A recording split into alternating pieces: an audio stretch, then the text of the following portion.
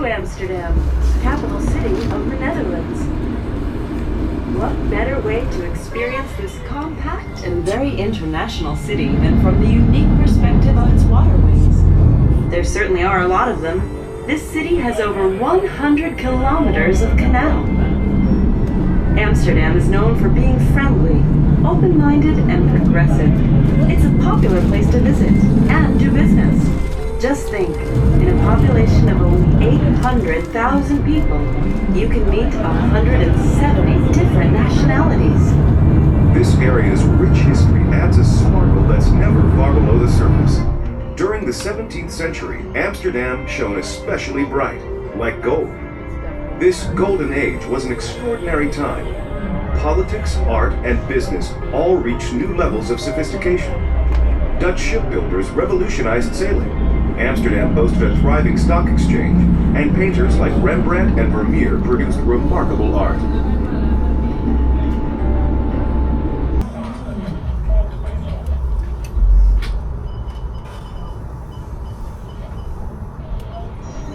Let's take a step back in time, a big step, to the 12th century. To our left, there was nothing but vast stretches of marshland, lakes, and sea. To our right, at the mouth of the Amstel River, was an early settlement of simple huts. Settlers built a dam across the river, hence the name Amsterdam, or the dam built across the Amstel. Now, fast forward a few hundred years. Amsterdam has grown into a fortified medieval village, complete with dikes, ditches, and canals to control the sea level. Even this far back in time, it was an important trading hub. Ships sailed back and forth across the Baltic Sea carrying grain, cloth, wood, and salt. The original wall of Amsterdam would have been to our right. During the Middle Ages, a moat, now called a singel, encircled the city. The church you see, the St. Nicholas, was built centuries later. Named after the patron saint of seafarers, it stood overlooking the harbor. Also to newly discovered lands in the Far East and to North and South America. They organized into companies like the Dutch East Indian Company and the Dutch West Indian Company. And the profits from trading staples like grain and exotics such as spices, porcelain, precious stones, and textiles were enormous.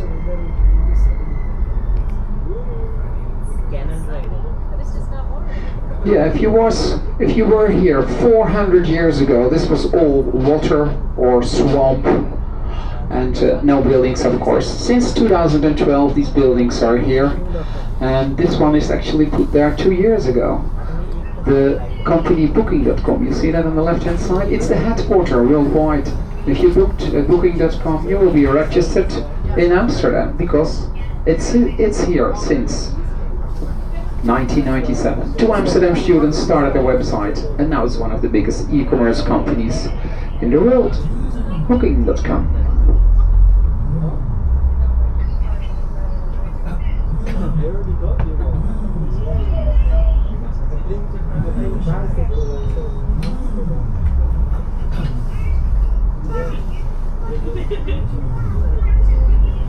We are now in the Oosterdock, or East Harbor.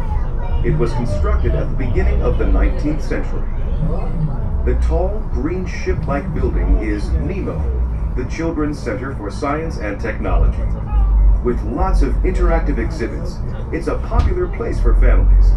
As much as it looks like a ship, that wasn't the original intention. The famous Italian architect, Renzo Piano, designed NEMO as an inverse reflection of the A tunnel, which runs beneath it. The building's height equals the depth of the tunnel. NEMO gets its green color from the oxidated copper that covers its walls. There's a unique sand-filled terrace on the roof where you'll find sunbathers searching for rays while enjoying beautiful views of the harbor and the city.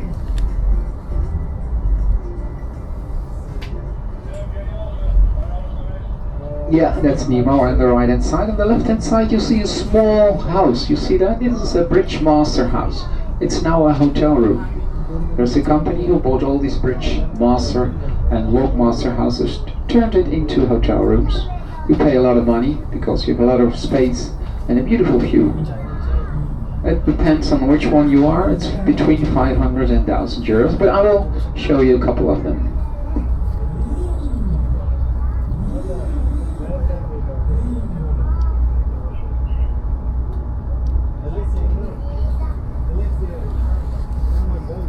Cruise ships from all over the world dock at the PTA, or Passenger Terminal Amsterdam.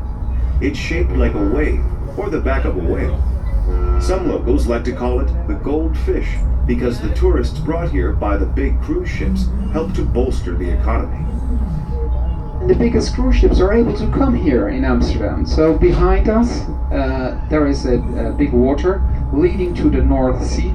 And in between the North Sea and the North Sea Canal we have a big lock. It's declared as the biggest lock in the world. It's just new 1 year ago, or 2 years, 1.5 years ago. And that's 500 meters long and 70 meters wide. Declared as the biggest lock. It's not Suez Canal, something with the locks, but here in Muiden. In front of us we have an old ship, and that's the Amsterdam. And this is a nice example of the VOC, what kind of boats they were sailing all around the world. We were in New Holland, we were in New Amsterdam, New Zealand, still a Dutch name. It came from one of our provinces, Zeeland. And we were sailing all around the world. We were colonists, unfortunately, but we sailed with 2,000 of these ships all around the world. And this is just one, the Amsterdam.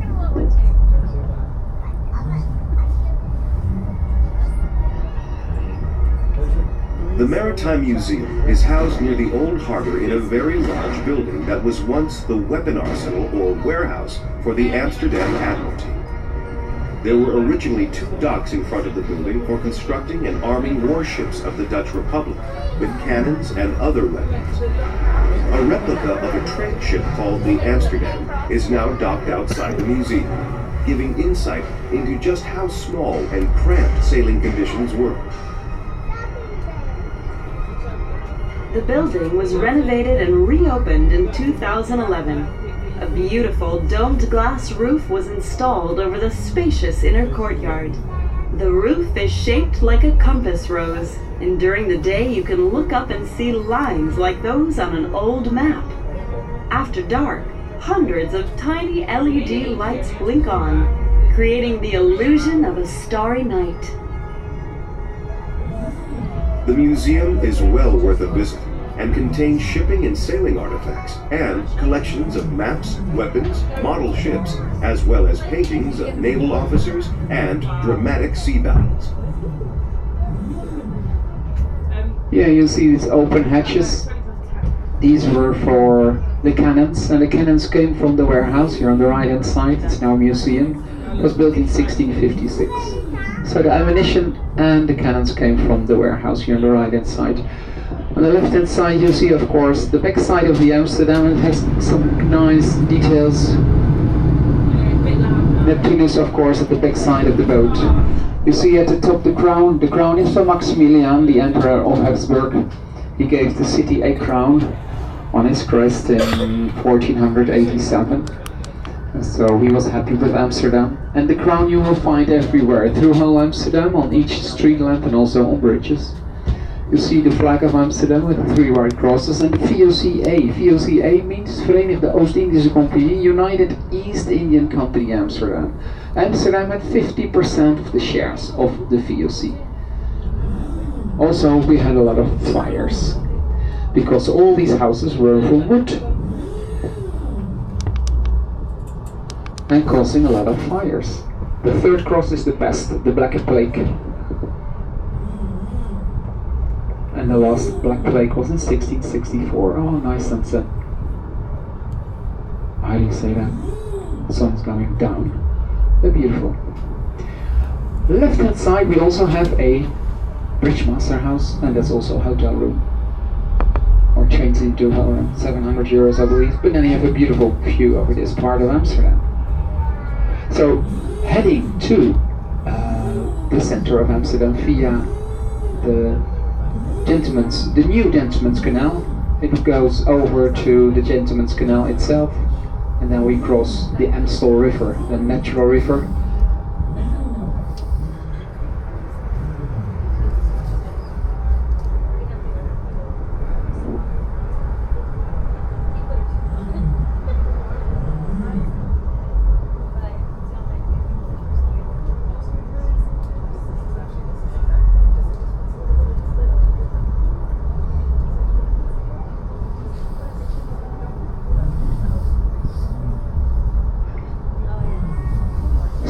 Nowadays we have no tides anymore in Amsterdam. It's all fresh water and it's one level of water.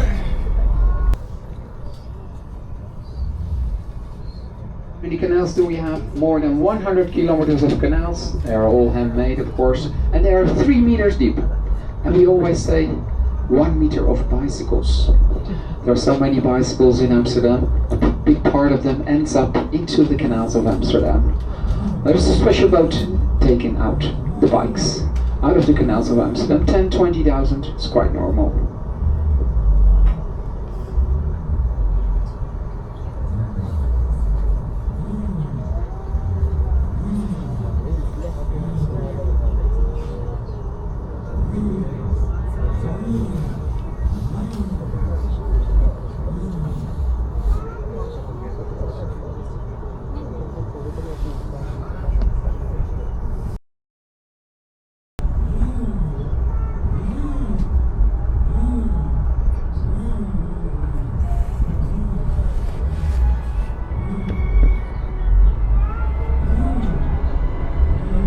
The canals were built in 3 phases, starting at the west side of the city and moving east.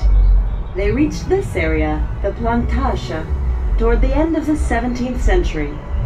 At that point, the housing needs of the city had already been met, so officials decided not to allow private housing in this neighborhood.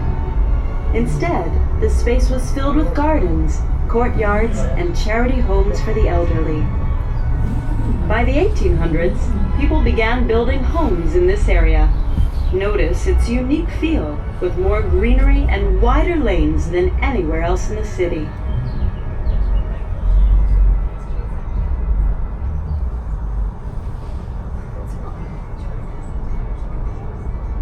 Freedom of religion, free speech, sexual freedom. All of these are outlawed in parts of the world. We are glad to say that we can take freedom for granted in the Netherlands. Dutch television and radio broadcast frank discussions of drugs, euthanasia, and body functions. No one giggles at nudity. Of course, Dutch law places a few limits on what we can do.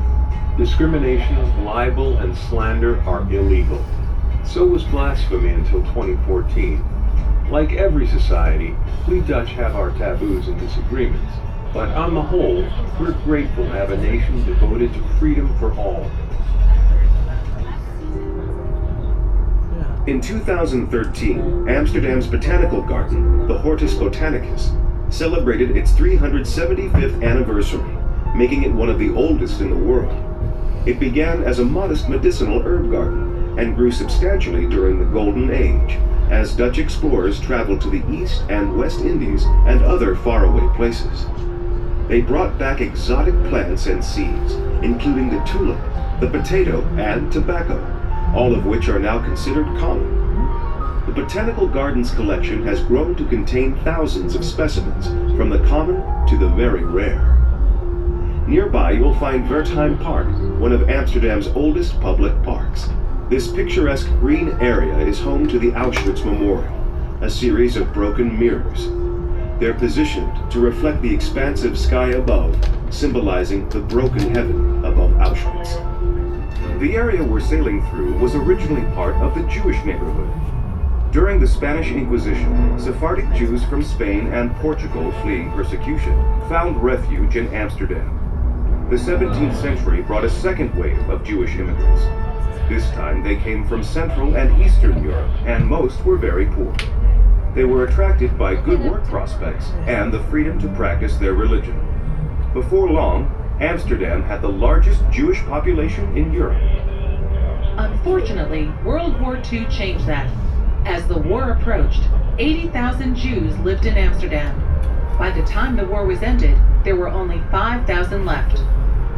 Still, their early influence has been strong. The city has been enriched by Jewish culture and the knowledge and skills they brought. For example, as traders, diamond cutters, and tobacco processors. Although Jews were free to practice their religion here, they were excluded from the Christian-based guild system. Guilds were associations made up of craftsmen or merchants that shared the same profession.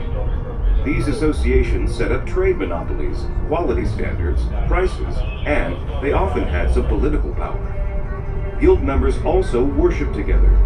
Some Jews were able to work at professions that had no guild, such as diamond cutting, goldsmithing, and peddling wares. The majority lived as poor laborers. So we will now cross the Amstel River. We made a dam into this river, and since then it's called Amsterdam. So you know, Amstel. We have a lot of names. The company of the museum on the left-hand side, it's called Amstelhof, is actually the building. It's a elderly home people built already in 1668. We have Amstel Hotel, which you will see on the left-hand side. We have Amstel Locks, also on the left-hand side. Amstel Pier, so this, and also of course Amsterdam, because named after this natural river. All canals are handmade, but this is a river more than 1,000 years old. And this year we have our 750th anniversary of Amsterdam. The Magere Brug, otherwise referred to as the famous Skinny Bridge, stretches all the way across the Amstel River. Of Amsterdam's 1,500 or so bridges, this is the most famous. It dates back to the 17th century and was likely a narrow footbridge. Since then, it's been reconstructed more than once and grown wider with age. Legend has it that whoever you kiss while passing under the bridge will be your true love for life. A beautiful picture. It's also the most romantic bridge. It's the oldest bridge over the Amstel. People marrying on the bridge, kissing underneath the bridge, propose underneath the bridge. So it's a legend indeed. If you kiss your partner or someone else, I don't know, and it will be your partner for the rest of your life. So what we are going to do is we go underneath the bridge, so you know, if you believe in legends, then you can kiss, or you can do a high five with your BFF, best friends forever, something like that. And then we turn, and then we come back, and you can see the bridge on two sides. The Magere Brug, otherwise referred to as the famous Skinny Bridge, stretches all the way across the Amstel River.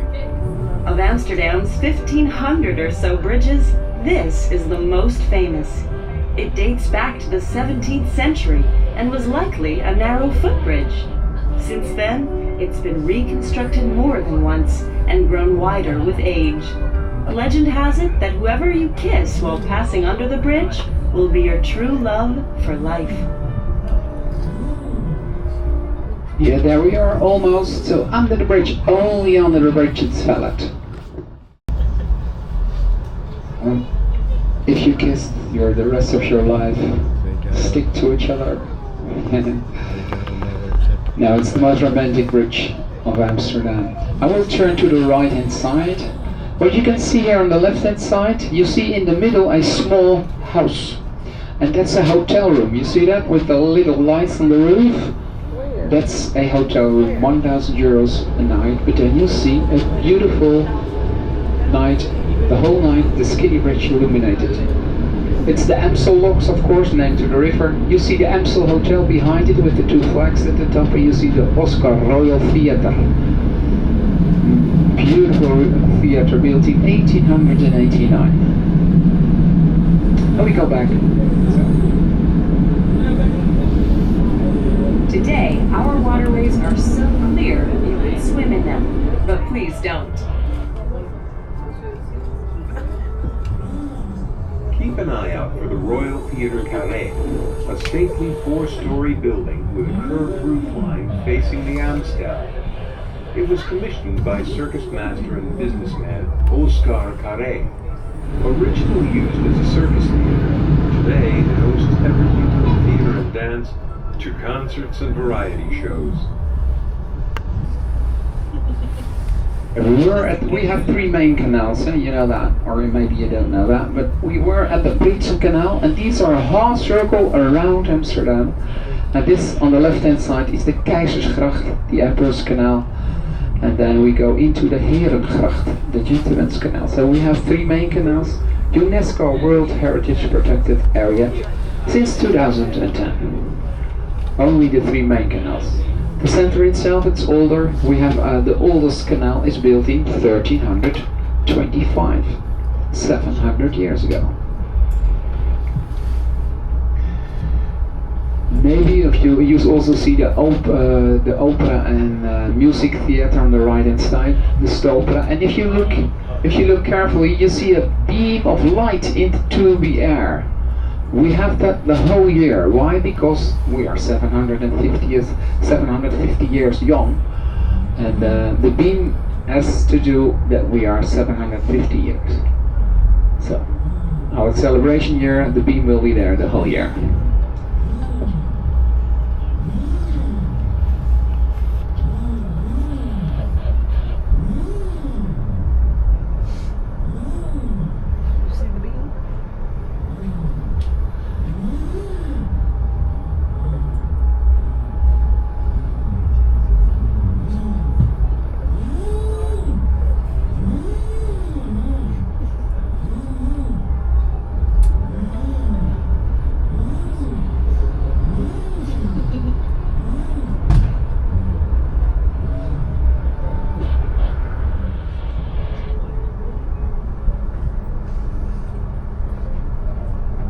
We're now on Herengracht, or the Gentleman's Canal. It was part of a careful plan to expand the city.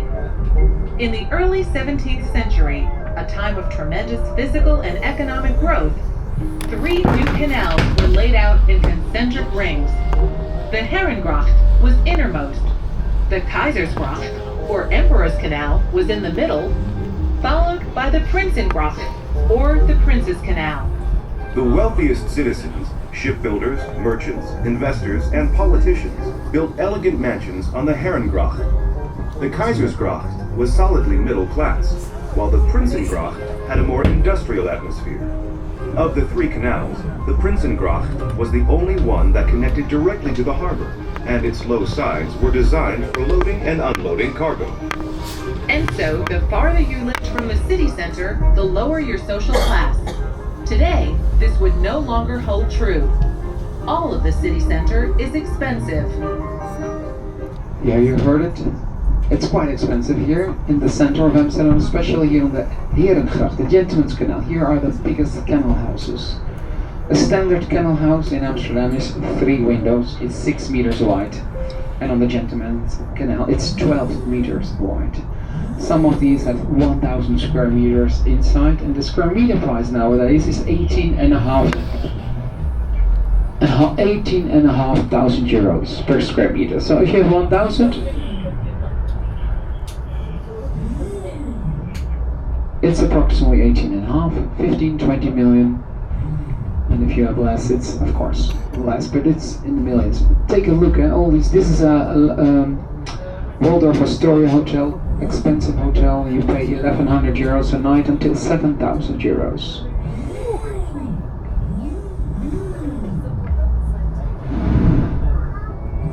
Get your camera ready. We're about to pass by one of the most photographed views in Amsterdam. The 7 arched bridges over Reguliersgracht, or Reguliers Canal. This beautiful and unique view of all 7 bridges at once can only be seen from here, on waters of the Herengracht. Our kind captain will be slowing down to give everyone a chance to catch a photo of this unique sight. Yeah, I'm kind, so what I do is slow down, and you can look at the beautiful 7 bow bridges illuminated in a row. It's like a tunnel of light. It connects the main canals with each other. We don't have many, there is a boat also. We don't have many straight canals, but this is one of them with identical bow bridges. While nobles ruled elsewhere in Europe, here in Amsterdam, it was the self-made merchants. During the 17th century, they were earning as much as 700,000 euros a month. That's more than the average rich person earns today. The wealthiest of the wealthy lived here, on the Herengracht. Today, Almost all of these mansions are used for business, as people can no longer afford to live in them.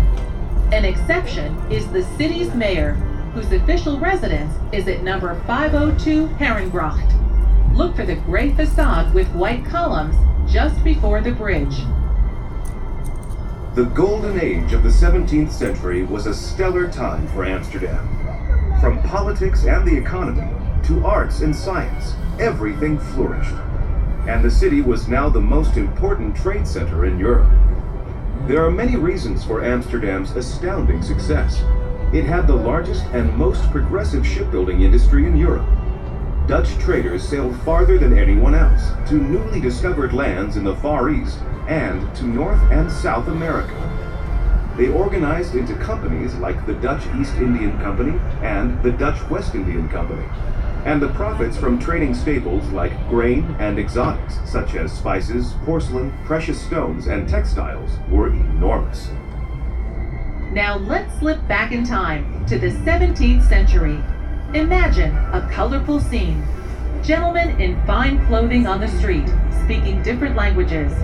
Elegantly outfitted ladies stepping down into horse-pulled carriages. The clatter of wheels on cobblestones. And dare we mention it, an unpleasant waft of sewage coming from the canal. Building restrictions limited houses to a width of no more than 6 meters, or 18 feet.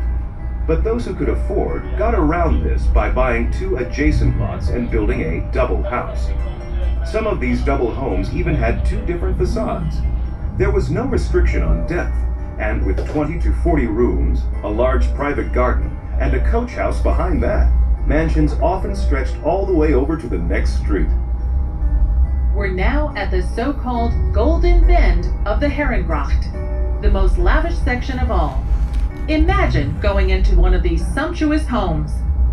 On the first floor, an elegant entrance hall with marble floors, high ceilings, and chandeliers. Mirrors were strategically positioned to create an illusion of even more space. And single-lot houses would often have a fake door on the side of the entryway to make them appear bigger than they were. Rooms were richly decorated with painted wallpaper, oil paintings, fine sculptures, and exotics such as Turkish rugs and Persian silks. In the second half of the 17th century, Parisian furniture, Louis XVI style, was very much in vogue. As a gentleman, you might join your host in a deep-colored smoking room. A lady, your hostess would receive you in a light blue salon or tea room. Here, you'd sip imported tea from China while looking out over a beautifully manicured garden. Musical concerts and grand parties were common, and each house had many rooms dedicated to entertaining. For a first-hand glimpse of life inside an opulent canal house, there are 2 wonderful museums in the area, the Hilding in Lopenhaus and the Willet Holthausen.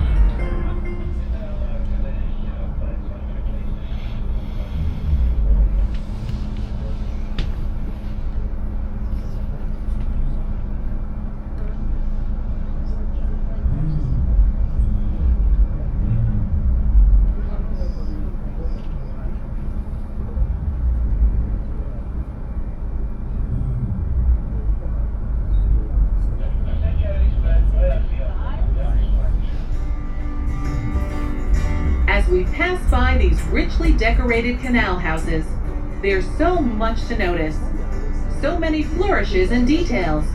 Ornate door cases, sculptures, and of course the decorative gables at the roofline. There are several different types of gables, and over the decades, they've gone in and out of fashion. See if you can spot them all. The oldest type is the spout gable. This basic triangular shape is seen only on warehouses.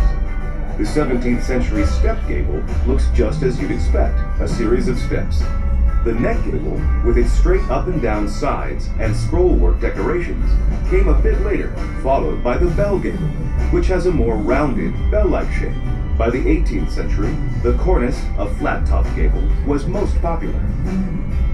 There's one thing that all gables have in common: the hoisting beam. Staircases were so narrow and steep, that furniture and goods were lifted to the upper floors via the hoisting beam, along with a good strong rope, a hook, and a pulley. Goods were generally stored up high to keep them dry during the city's frequent floods. There's a strong tradition of moving things this way, as even newly constructed houses have narrow stairways and are still equipped with hoisting beams. Until the 18th century, house numbers didn't exist in Amsterdam.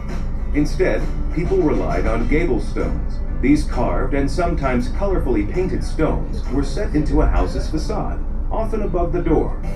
Pictures made reference to the occupant's religion, profession, or their family crest.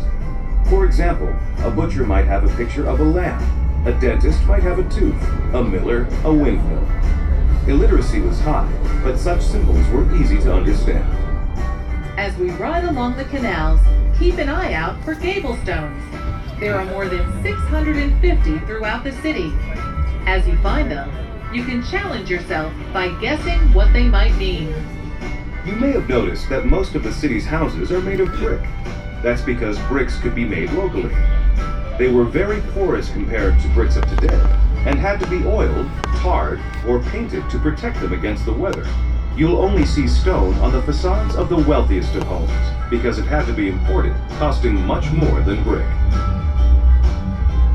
For the shoppers among us, to the west or left of here is a unique shopping district called 9 straatjes, or 9 little streets.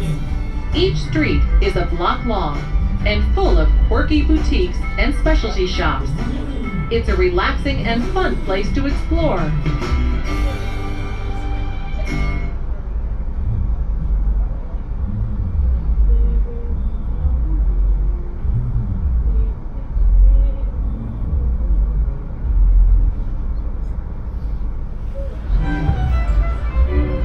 Coming up on our left, at numbers 170 and 172, is a beautiful 17th century red brick mansion with white sandstone accents. This is the Bartolotti House, designed by Hendrik de Keyser, Amsterdam's most famous architect of the time. It was built for a very successful beer brewer named Willem van de Hovel. He changed his name to Bartolotti to honor an Italian relative who had left him a sizable inheritance. The facade has 2 inscribed panels that reflect Bartolotti's and many other 17th century businessmen's values. They read, through talents and diligence, and through piousness and virtue. Homes like Bartolotti's were designed to showcase their owners' enormous riches, and yet, this was a time when Calvinistic views predominated. Calvinism is a form of Christianity that emphasizes strict living and industriousness. The rich found themselves in conflict. Their religion required them to be humble, yet with so much wealth, how could they not show it off? Often they ended up quietly trying to outdo each other. Today, the city's many canals are still used for transportation and for managing water levels. Still looks nice over And here. they also have a new function, as a place to live. Amsterdam always seems to be short on housing, and during a real crunch in the 1960s and 70s, houseboats appeared as cheap places to live. The city now has around 2,500 of them. Some are old converted sailing vessels. Others are simply homes set on floating pads. As for cheap, not anymore. Houseboats are now connected to gas, water, electricity, and municipal sewage. And owners have to pay taxes just like anyone else.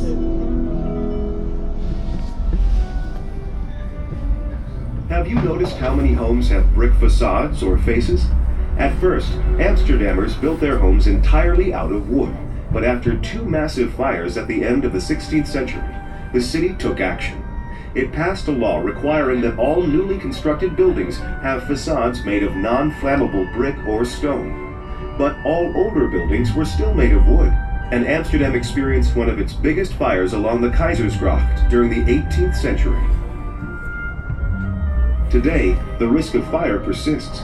Even though reinforced concrete is used for new construction, many of the older houses still have their original wooden skeletons. We are now approaching Brouwersgracht, or the Brewers Canal. This canal was part of the city's 17th century expansion. It connects the three main canals, the Herengracht, the Keizersgracht, and the Prinsengracht, and used to form the northwest border of the city. With its arched bridges, many houseboats, and beautiful architecture, it's now one of the most picturesque waterways in the city. But that wasn't always the case.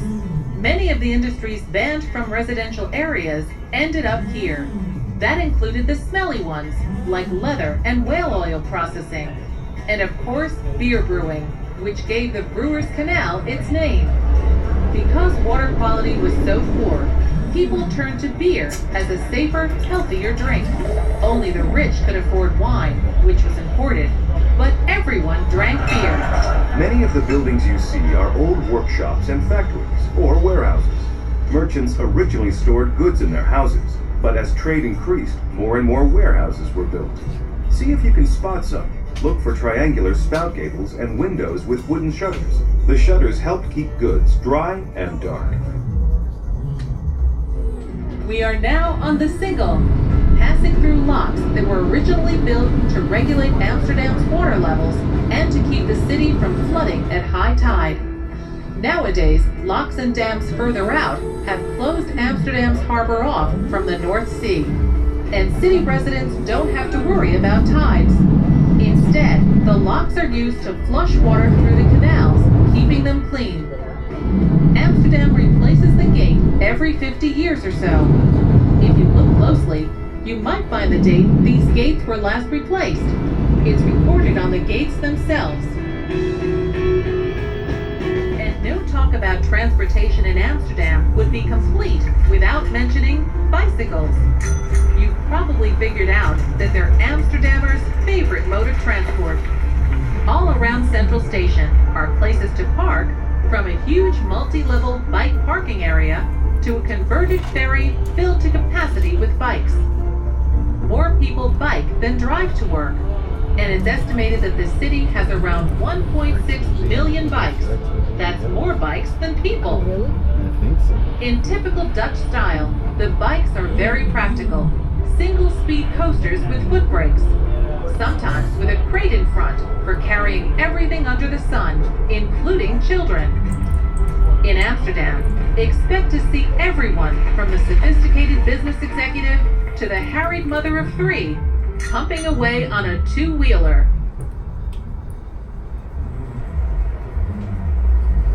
Central Station, the transportation hub of Amsterdam, is built on 3 artificial islands and is supported by around 8,600 wooden piles. The building was designed by 2 architects, Kuipers and Van Gent, and its front is really quite amazing.